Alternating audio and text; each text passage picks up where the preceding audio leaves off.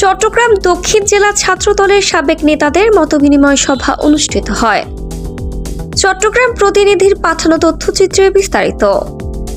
রাষ্ট্র কাঠামো মেরামতে বিএনপির ৩১ দফা বাস্তবায়ন এবং আগামী দিনে দলকে সুসংগঠিত করতে বাংলাদেশ জাতীয়তাবাদী ছাত্রদল চট্টগ্রাম দক্ষিণ জেলার সাবেক ছাত্র নেতাদের প্রীতিভোজ ও মতবিনিময় সভা অনুষ্ঠিত হয়েছে।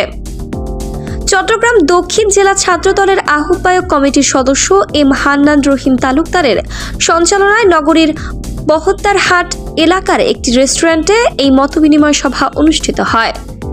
চট্টগ্রাম দক্ষিণ জেলা ছাত্রদলের আহ্বায়ক কমিটির সাবেক সদস্য আব্দুল গাফফারের সভাপতিত্বে অনুষ্ঠানে প্রধান অতিথি হিসেবে ছিলেন চট্টগ্রাম দক্ষিণ জেলা ছাত্রদলের আহ্বায়ক কমিটির সাবেক সদস্য মোহাম্মদ কামাল উদ্দিন।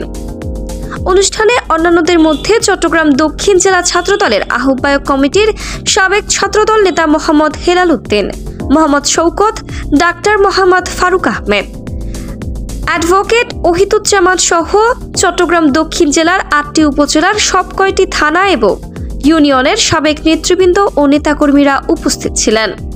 পরে প্রীতিভোজ ও সাংস্কৃতিক অনুষ্ঠানের মধ্য দিয়ে অনুষ্ঠানের সমাপ্তি ঘটে।